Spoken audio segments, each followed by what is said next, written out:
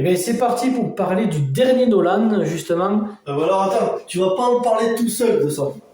Tu vas pas en parler tout seul. Qu'est-ce que tu fais là? T'es pas à Gênes, toi? Je suis là-bas et ici en même temps.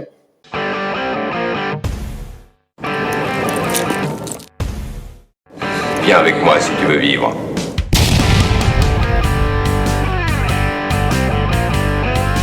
Bon, salut tout le monde et bienvenue sur The Judgment Club. Eh bien, comme je vous l'ai dit la dernière fois, quand j'ai fait la vidéo pour relancer la chaîne, alors on est effectivement dans des départements différents, mais voilà, il y a un événement dernier là qui fait que, avec Guillaume, on a pu se retrouver aujourd'hui. Et qu'est-ce qu'on a fait? On en a profité ensemble pour aller au cinéma et aller voir l'Odyssée de Christopher Nolan avec Zendaya. Ouais, avec tous les acteurs qu'on en a plus. Matt Damon, voilà, mais bon, Matt Damon quand même, Pattinson. Matt Damon, je ne le mets pas dans le même truc. Anne Hathaway quand même, voilà. Donc l'Odyssée, un film très très attendu, parce que bon, déjà c'est Christopher Nolan, voilà, qui est un réalisateur très très apprécié. Donc Guillaume, toi tu as plus l'habitude que moi sur ce genre d'histoire. Donc de quoi parle l'Odyssée? Surtout que l'Odyssée, déjà, c'est vraiment l'œuvre originale qui tout en découle, tous les films qu'on a pu voir, tous les univers de super-héros qu'il y a pu y avoir, tout découle de l'Odyssée. C'est vraiment l'histoire la plus simple, parce qu'il n'y a pas plus simple que ça. Une guerre et un gars qui veut rentrer chez lui. C'est le périple le plus simple, mais tout ce qui se passe dedans est une dinguerie. C'est la mythologie grecque, c'est absolument génial. Et puis bon, voilà, les récits d'Homère étaient dingues. Moi, ça m'a fait voyager à la mort quand j'étais petit avec ça. Il y a aussi l'esprit un peu créature, voilà. Après, voilà, l'Odyssée, ça parle de quoi? Ça parle qu'il y a eu une énorme guerre à Troie. Les Grecs sont rentrés en guerre contre Troie parce que Hélène de Troie, qui était mariée avec Agamemnon, a été enlevée par Paris et tout ça de Troie. Et du coup, c'est un énorme prétexte à Agamemnon pour attaquer la grosse cité maîtresse parce que du coup c'est là que se faisaient tous les accords de libre-échange et tout ça et tout, et lui il veut mettre la main sur Troie depuis toujours, et du coup ils vont ravager Troie. Et là l'Odyssée, c'est quoi? Ça démarre après, une fois qu'ils ont réussi à prendre Troie, parce que Ulysse est un gros stratège. Lui, qu'est-ce qu'il a fait? Il a inventé le fameux cheval de Troie. Ils ont détruit Troie. Et du coup, lui, ensuite, il veut rentrer chez lui à Ithaque avec ses hommes. Le problème qu'il y a, c'est qu'ils ont vénèrent les dieux. Et du coup, ils vont leur mettre des bâtons dans les roues pendant plus de 20 ans avant qu'ils puissent rentrer chez lui. Voilà, donc c'est voilà, les aventures d'Ulysse qu'on va suivre par rapport à ce que Guillaume vient de vous traduire là, durant le film. Alors, on avait vu plein de choses, ou plutôt entendu plein de choses au niveau de ce film-là. Il y avait eu des rumeurs, enfin, il y avait déjà eu des critiques sur le casting, sur ce que potentiellement on allait voir, pas voir et tout ça. Bref, nous, on y a été pour se faire un avis, et je te laisse attaquer, puisque tu es l'invité du jour. Qu'est-ce que tu as pensé de l'Odyssée de Christopher Nolan? Alors moi, je vous avais fait une critique il y a longtemps en arrière, il y a 5 ou 6 ans en arrière, où je vous parlais les films que j'aimerais voir. Parce que j'en ai marre des remakes et des reboots et des remakes du reboot et tout ça. Et avec les moyens qu'il y a maintenant et tout, j'aurais toujours voulu voir un Ulysse. Parce que l'Ulysse que j'ai vu moi, il est de 52 ou 56, je crois, avec Carrie Blas, qu'ils ont ressorti en Blu-ray il y a pas longtemps, qui est génial ce film-là. Mais Christopher Nolan, du pognon, un film de 3 heures, une bonne direction d'acteur, un mec qui aime bien qui aime bien pas trop utiliser les effets spéciaux, mettre pas mal de choses en dur, en practical, c'est cool. Et donc voilà, moi j'attendais de voir ça, j'ai dit je veux voir ça, cette histoire elle est tellement dingue que je kifferais voir ça à l'écran. Mais tout ce que j'ai entendu quand j'ai vu le casting, des acteurs qu'on voit dans tous les films tout le temps, qui ont 20 ans, moi j'ai dit, ils n'ont aucune consistance, je vois pas du tout comment tu peux faire un film comme ça, rien qu'avec des acteurs comme ça. Bon, parce qu'on nous a montré que ces acteurs-là, on nous a montré Zendaya, on nous a montré la jeune Black qui fait l'un de trois, on nous a montré Tom Holland, on nous a montré Robert Pattinson, que au demeurant je trouve monolithique dans tous les films. Bon, il y a très peu de films que j'ai aimés avec lui, pas forcément de sa faute d'ailleurs. Zendaya, je trouve qu'elle est monolithique, pareil, je trouve qu'elle a aucune expression de son visage, elle joue pareil dans tous les films que j'ai vus avec elle, c'est la même à chaque fois. J'ai dit qu'est-ce qu'ils vont nous faire, bon voilà. Et puis connaissant Nolan, je me suis dit il va rationaliser tout ça, il va s'écarter de la mythologie, il nous mettra très peu de dieux, très peu de trucs comme ça, il va édulcorer complètement l'action, il n'y en aura pas, il n'y aura pas de violence. Mais force est de constater, moi j'ai trouvé qu'il était gore, qu'il était violent. Certes, on voit pas les dieux, mais on les sent. Tout tourne autour d'Ulysse, donc du coup, c'est vraiment Centré sur Matt c'est Damon. centré sur Matt Damon, et c'est vu de son point de vue, tout est de son point de vue tout le long du film et tout. Il fait pas 50 milliards de retours en arrière comme il peut y avoir dans d'autres films. Le film démarre pas à l'envers, même si oui, il y a des flashbacks. C'est par flashback qu'on va voir ce qui s'est passé à 3. Petit à petit, tout va s'entrecouper, mais c'est pas comme à son habitude. C'est pas Inception, c'est pas Tenet, c'est pas tout ça. Et c'est j'ai entendu dire qu'il n'y avait pas d'épique. Alors oui, vous n'avez pas des batailles qui vont durer 45 minutes. Mais il n'y en a pas besoin, parce que c'est tellement intense, on est tellement en immersion tout le temps avec eux dans les bateaux, on croit à tout ce qui se passe, tout. Quand ils sont dans le bateau, tu y crois. Tu as l'impression que c'est eux, mais voilà, c'est vraiment du practical, quoi. Ils ont vraiment tourné, vraiment en dur, sur place. On voit qu'ils sont vraiment dans l'eau, qu'ils ont mouillé le t-shirt, putain. C'est ça. C'est vraiment absolument dingue, et l'histoire, elle est géniale. C'est une poésie folle, c'est une tragédie grecque pure et dure. Bon, enfin, moi, je me suis éclaté, comme jamais, je l'achète Day One en 4K. Ça, c'est clair. Alors moi je suis entièrement d'accord avec toi et j'ai pris vraiment une claque monumentale, je m'attendais pas à ça, je m'attendais à voir quand même un bon film très bien réalisé, tout ça de la part de Nolan, Oui, voilà, ouais. Mais là franchement déjà Matt Damon en Ulysse, déjà la prestation de l'acteur impeccable. Ah oui, non mais c'est voilà. Il porte le film sur ses épaules, le mec. C'est ça. Tu l'enlèves, ça serait plus compliqué. Et c'est clair. Et chose importante aussi, gros point positif pour moi, c'est que tu ressens le temps en fait. Parce que tu le vois à plusieurs, parce que son voyage dure, voilà. Quand le film commence, ils ont déjà, voilà. parce que c'est dans l'Iliade, en fait, donc, on s'attarde pas sur la guerre de Troie, même si on va y revenir plusieurs fois dans le film. Ils ont passé 10 ans, quand lui, il part, quand ils partent, eux, après, sur les mers, qui veulent rentrer chez eux, il s'est déjà passé 10 ans de guerre à Troie, déjà. Donc, il y a déjà, il y a 10 piges, il est parti chez lui. Il met à peu près une bonne vingtaine d'années pour revenir. Et du coup, en fait, tous les périples qui leur arrivent après la guerre de Troie, tous les aventures qu'ils vont avoir, en fait, tu arrives à le ressentir et surtout, ils en chient, quoi. Voilà. C'est-à-dire qu'à chaque fois, c'est comme s'ils étaient maudits ou autre, mais ils ont, voilà, les dieux qui se retournent contre eux et tout ça. Mais du coup, tout ce qui leur arrive, c'est tragique, c'est gore. Et ça, l'expression sur le visage de Matt Damon, le temps, le passé, les doutes qu'il peut avoir, la détresse et tout ça, tu le ressens vachement bien. Et ensuite, après, l'aventure, c'est-à-dire, alors on voit pas forcément tout le bestiaire qu'il y a dans le livre et tout ça, mais par exemple, on parlera à la partie spoiler de ça. Voilà, parce que oui, bon, pour l'instant, enfin, on va spoiler directement, on spoil tout, voilà, ça c'est pas. Ouais, parce que le film est quand même sorti depuis si on spoil une pas, semaine, on ne peut parler de rien en fait. Voilà. Il y a des milliers d'étapes. En fait, normalement, dans le livre, ils ont saccagé le temple de Poséidon. Les dieux déjà étaient contre la guerre de Troie, et du coup ils ont Zeus au dessus, ils ont Poséidon au dessus, Hadès, tout le monde s'y met. En plus il y a une guerre entre eux pour savoir qui c'est qui arrivera à tuer Ulysse le premier.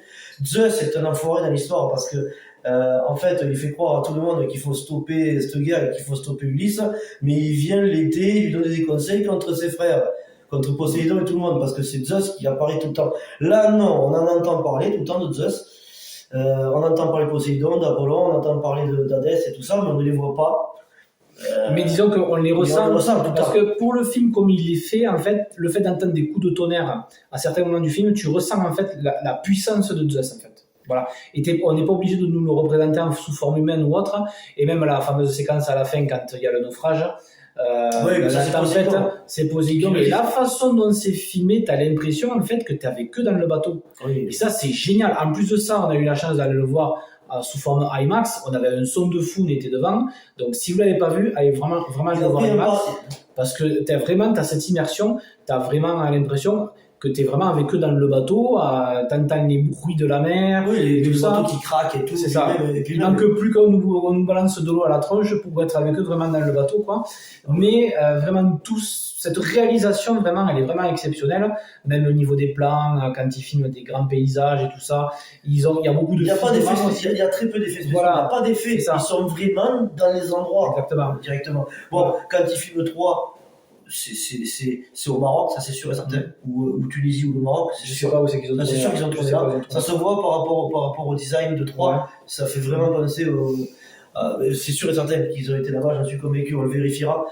Mais après, ouais, ils sont vraiment sur les terres et tout ça. Alors j'ai entendu des critiques disant que il y avait pas, c'était pas suffisamment beau, Troyes, qu'il y avait pas suffisamment de châteaux, C'est assez sombre. qu'on voyait pas suffisamment de Grèce antique et tout ces trucs-là et tout. Ils sont dans une chute de civilisation. Il faut se dire que ça, c'est plutôt intelligent d'ailleurs. Si on nous montrait des cités belles, rayonnantes et tous ces trucs-là, ça, à mon avis, c'est avant. Ils ont dû tellement dépenser de thunes en faisant 20 ans de guerre comme ça. Choc civilisationnel où il y a un avant et un après. Ils le disent que la civilisation est perdue d'avoir fait ça. L'humanité ne sera plus jamais pareille. Donc du coup, voilà, moi je peux comprendre. C'est un peu comme dans Star Wars quand on dit pourquoi est-ce que c'est plus riche dans le 1, le 2, le 3 et pas dans le 4, 5, 6. 4, 5, 6 sont en pleine guerre, il n'y a plus de pognon, ça a tout détruit quoi. En plus, vu que le film est assez froid, parce que là, t'es pas là, c'est froid, oui. T'es pas là pour rigoler, donc l'image est assez sombre. Enfin voilà. Et après, ben, voilà, le bestiaire qui accompagne aussi, c'est-à-dire le cyclope tourné de manière un peu horrifique. Le design du cyclope, déjà, il te fait flipper. C'est assez spécial tout ça. Il leur arrive des choses. Après, il y a alors mention spéciale à la bataille des géants. Voilà, quand ils arrivent sur les gens et tout ça, franchement, c'est puissant et tout ça. Et alors, c'est pas forcément des batailles ou des séquences qui s'attardent pas par exemple. Voilà, ils s'attardent pas. Mais ce que tu vois, voilà, mais ce que tu vois en fait est assez épique, hein, voilà, et assez suffisant et assez badass quand même à certains moments. Après, et vu qu'ils ont faim, qu'ils sont fatigués tout le temps, voilà, qu'ils en chient sur eux et tout, en plus, ils ont 10 ans de guerre dans la gueule, ils sont survivants de ça. Ils sont sur un bateau, ils ont jamais de répit. Ils arrivent sur des endroits pour chercher à manger, se nourrir. Ils se prennent des géants dans la gueule qui veulent les tuer, qui les tuent d'ailleurs. Et tout. Et à chaque fois, leur nombre se réduit. Ils sont 3 bateaux. C'est ça. Et n'empêche qu'il n'y a que Ulysse qui rentre chez lui. Enfin, voilà. Donc, c'est ça. Et ils sont à peu près combien sur les 3 navires. Ils sont une centaine à peu près. Donc les gars, et puis bon, c'est devenu des frères tous un peu là. Et à chaque fois, ils meurent. En plus, ils meurent pas de méningite et de fièvre aiguë. Ça arrive des choses assez. Voilà. Après, ils s'attardent pas sur tout le bestiaire. Il y en a beaucoup plus. Les enfers, on va pas traverser les enfers, on va pas aller au Tartare, on va pas aller. Voilà, il y a pas le Cerbère. Je me rappelle plus d'ailleurs s'il y a exactement tout ça non plus dans le. Mais je sais qu'il y a beaucoup plus de choses. Il y a des monstres marins et tout comme ça, là, t'en as pas. Après, il y a des détails dans le film qui sont vachement. Il y en a des monstres marins aussi, quand même. C'est là, quand même, forcément. Il y a quand même des passages assez intéressants, enfin des détails qui sont assez intéressants. Par exemple, tout à l'heure, quand on est revenu du cinéma, tu me disais dans la voiture, par exemple, le cheval de Troie. En fait, on voit comment il l'amène à Troie en fait en le tirant avec des centaines de cheval de Troie, je sais pas. Voilà, si vous avez vu le film de Troie de Walter Peterson, après, il y en a d'autres de films où on a vu le cheval de Troie. Il y en a eu plein de vieux films comme ça. Le cheval est toujours le cheval en bois gigantesque. Alors oui, c'est censé être ça parce que ils sont à peu près une centaine à l'intérieur. Mais ce qui est énorme, c'est qu'on se pose la question de comment est-ce que le cheval, les Troyens ont réussi à le rentrer dans Troie.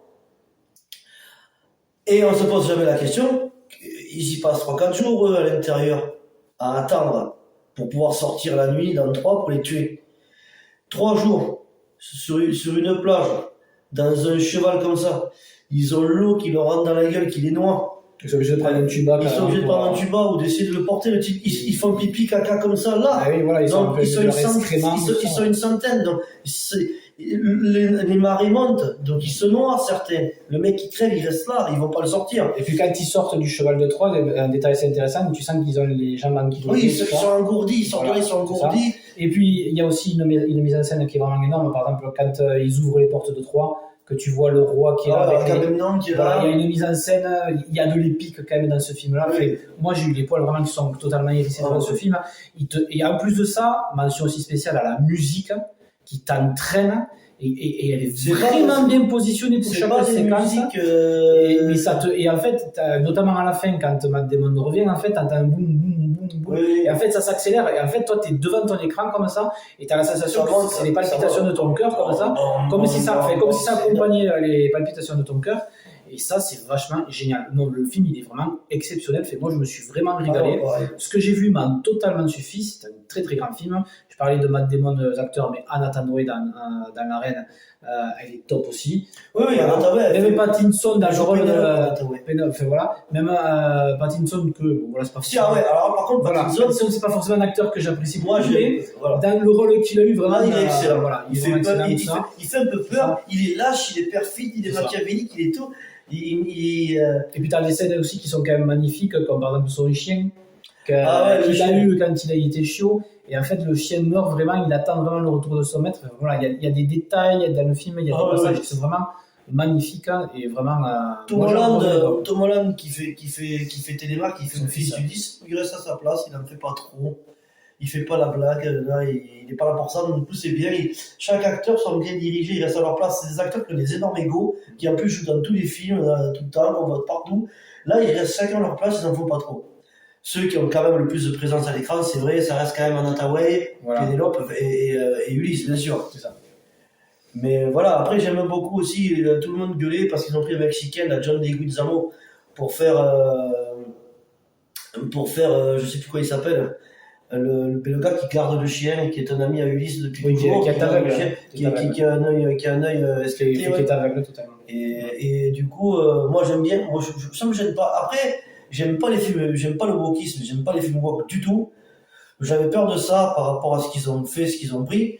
Au final, les acteurs qui ont suscité la polémique, Zendaya, la blague pour faire Hélène de Troie, je ne connais pas son nom. John Leguizamo, d'autres qui sont pris aussi. Au final, ils apparaissent peut-être 2 minutes en tout à l'écran, quoi. En fait, globalement, le film, il porte vraiment pas sur ça. C'est vraiment pas. Franchement, ça, le film, très honnêtement, on s'en fiche de ça dans le film. Les acteurs jouent vachement bien. Proposer le sujet. Voilà, c'est même pas la peine de s'arrêter sur ça, honnêtement. Et j'ai entendu dire aussi qu'il s'était pas basé sur la première édition de l'Odyssée d'Homère et qui se serait plus pris sur une femme qui est plutôt féministe et qui a réécrit l'Odyssée, qu'apparemment ça serait un peu plus un film sans burne, qui manquerait de masculinisme et tout, mais moi je trouve absolument pas. J'ai retrouvé, même s'il y a des choses que dans le récit d'Homère il y a beaucoup plus, là j'ai retrouvé, c'est sûr qu'il n'y a pas les dieux qui apparaissent, qu'il manque 2-3 créatures, mais au final l'histoire elle est la même, quoi. Ce que ça raconte la même chose. Que même si tu as des acteurs que tu n'aimes pas dedans, par rapport à leurs prestations et tout ça, sur d'autres films, tout ça, c'est génial, le film est génial. Tu prêtes même pas attention à ça en fait. Voilà. Et puis déjà, tu as Matt Damon qui crève l'écran totalement, déjà parce qu'il a le rôle principal, ok, mais après, il joue la façon qu'il joue, et puis le film, il est tellement sombre, tellement épique, que honnêtement. Moi, je sais pas si Matt Damon a déjà été oscarisé. Est-ce qu'il avait été oscarisé pour Royal Team? Est-ce qu'il avait été oscarisé dans des films comme ça? Mais là, s'il n'a pas d'Oscar pour ce film-là, je vois pas quand c'est qu'il l'aura. Il mériterait un Oscar pour sa présence d'acteur. Très honnêtement, il passe par toutes les phases de la peur, parce que le mec, il vit dans les romans. Ce qui a été la période la plus glorieuse de sa vie, avoir inventé le cheval de Troie pour faire cette idée de stratège pour vaincre Troie, et l'échec d'un côté de sa vie, il s'en rend compte justement quelques heures après l'avoir fait. Quand il voit le déferlement de violence qui permet de faire dans Troie, dû à son idée, à lui, un seul homme qui a une idée comme ça, et du coup, il permet de faire détruire une ville comme ça, les habitants se font violer, tuer, massacrer, hommes, femmes, enfants, vieillards, tout. Et lui, il vit avec ce remords, avec ce poids, tout le temps. Et c'est ça qui a défié la colère des dieux, parce que il a rompu la loi de Zeus. Quand tu donnes une offrande à quelqu'un, ou quand un mendiant vient quémander chez toi, tu es obligé de lui donner à manger et de lui offrir hospitalité. Et lui, l'énorme coup de bâtard qu'il a fait, c'est en donnant un cheval de Troie, faisant croire que eux ils avaient perdu, qu'ils partaient, donnant une offrande, ils sont obligés, les Troyens, de récupérer l'offrande chez eux. Et eux sont dedans et les tuent. Et du coup, ça, c'est défier la loi que Zeus a mis en place. Et c'est là que les dieux sont derrière. Et lui, il vit avec les remords de ça, parce que tous les gens qu'il a tués, tout son équipage qui se fait tuer est dû à son idée qu'il a eu lui. Et ça le hante pendant tout le film, et tu le ressens du début jusqu'à la fin, en fait. Voilà, clairement. Souffle épique, vraiment, c'est vraiment un très très grand film. Excellent. Je m'attendais pas à ça, presque tu sors de là, t'as qu'une envie, c'est presque de le revoir, quoi, vraiment. Et comme tu dis, dès qu'il sortira, c'est Day One. Voilà. Ah, je le prends là, il sera peut-être même commandé avant qu'il sorte, et franchement, Et moi, d'un point de vue personnel, avec Interstellar, c'est vraiment les deux films pour moi, il fait partie du top 3 des films de Christopher Nolan, tu l'as clairement. Alors, moi qui suis pas un fan de Nolan, pour moi, c'est le meilleur film de Nolan. Déjà parce que c'est une histoire qui me parle plus. C'est un univers que j'aime beaucoup, j'adore la mythologie, donc voilà. J'ai les 3 premiers Batman, même si je leur retrouve des défauts, plus je les regarde, plus je leur trouve des défauts. De les avoir réalisés de façon réaliste, se couper du côté super-héroïque, Gotham qui ressemble à New York et n'a plus cette âme qu'elle avait. Ensuite, j'ai aimé Interstellar, mais je l'ai pas acheté, je l'avais été le voir avec toi quand il s'est sorti, mais je suis pas suffisamment fan de films dans l'espace pour ça. Donc je l'ai bien aimé, mais voilà. Inception, j'y suis jamais arrivé. Je sais que c'est un excellent film, mais je n'y arrive pas. Chaque fois que je le mets, je m'endors. Déjà, que ça bien, c'est que c'est déjà un réalisateur qui touche un peu à tout, qui fait pas toujours que le même film et qui change d'histoire et tout ça. Il est assez varié, quoi. Ouais. Dunkerque, j'ai pas aimé du tout. Pourtant, je suis un grand fan de films de guerre, mais là, j'ai pas pu. Tenet, j'ai détesté. Et j'ai trouvé qu'il se foutait de notre gueule, en plus, avec ce film-là. Qu'est-ce qu'il a fait d'autre? Bon, je parle pas des 2-3 premiers, Memento et tout ça, qui était vraiment énorme. Ça c'est des très bons films. Oppenheimer, je l'ai dans le disque dur, j'arrive pas à le regarder. Quand il est sorti, c'était après le Covid, on venait de se choper toutes ces années de Covid qui étaient improbables. J'avais pas envie de rentrer dans un film qui dure 3 heures sur l'inventeur de la bombe atomique, quoi. Il y a pas plus anxiogène que ça, quoi. Non, j'ai toujours pas envie de regarder un film sur le mec qui a inventé cette horreur. Même si ça doit être bien joué, que ça doit être génial et tout, ça ne m'intéresse pas. Même si j'adore toute l'histoire de la guerre, l'histoire d'Oppenheimer, je la connais. J'ai pas du tout envie de voir un film de 3 heures sur l'inventeur de la bombe atomique. Ça m'intéresse pas du tout. Donc écoutez, ben voilà, pour nous, l'Odyssée est vraiment un film énorme, vraiment exceptionnel, vraiment une... Allez le voir encore, il faut le voir au cinéma, putain. Voilà, on a vraiment pris une claque et franchement, si vous avez la chance d'aller le voir en IMAX, allez le voir parce que franchement, l'expérience, elle est vraiment exceptionnelle. Du coup, n'hésitez pas à nous dire dans les commentaires si vous êtes d'accord avec nous, de nous dire ce que vous avez pensé dans le film, à vous abonner sur la chaîne si vous aimez ce que nous faisons, à laisser des pouces bleus, des likes, voilà. Et nous, on va se quitter. Alors, quand est-ce qu'on se reverra, nous, sur la chaîne ensemble, comme je vous l'avais dit, après, on n'habite plus à côté, donc on verra. Après, moi, j'ai déménagé parce qu'il y a un Center Park qui s'est ouvert à Beauziac, dans le Lot-et-Garonne, donc ça me fait un écart de 300 bornes. Je suis dans la sécurité, donc lui, non. Donc lui, ses jours de repos, c'est les week-ends, et moi, je peux bosser les week-ends, je peux avoir des jours de repos. Comme là, par exemple, je suis en repos, vous voyez, c'est mercredi, mardi et mercredi. Non, lundi et mardi et mercredi. Les 3 jours de repos. En général, les gens travaillent. Donc voilà, je bosse de nuit comme de jour. Du coup, c'était compliqué. C'est pour ça qu'on avait mis en stand-by la chaîne. Mais l'idée des lives sera sympa. On pourra faire des visios, quoi. C'est ça, on essaiera de mettre en place des lives autant que l'on peut pour discuter. Après, Guillaume, lui, de son côté aussi, fera des vidéos. Je ferai quelques critiques. Mais c'est vrai que le FaceTime tout seul me plaît moins que d'échanger pendant 1 heure, déblatérer de trucs. Et ce sera même plus intéressant pour vous parce que, en se lâchant dans nos conversations, déjà, vous pourrez interagir, me dire, tiens, ça, et on répondra. Mais même entre nous, ce sera cool, ça fera conversation comme on a tout le temps. Ouais. Et je pense que ça sera intéressant pour vous parce qu'en même temps, on va se lâcher sur des sujets, sur des films, sur des trucs. Et c'est là qu'on apportera. Là, sur une vidéo comme ça, on est court. Si on se laisse 1 heure, on peut se lâcher, aller plus en profondeur sur les films. Voilà. Et ça sera pas mal. Et quand on pourra, on se verra. Donc voilà les amis, écoutez, on vous dit à bientôt pour une prochaine vidéo. Et puis voilà, si vous êtes en vacances, passez de bonnes vacances. Et à bientôt pour une prochaine vidéo. Ciao tout le monde. Salut.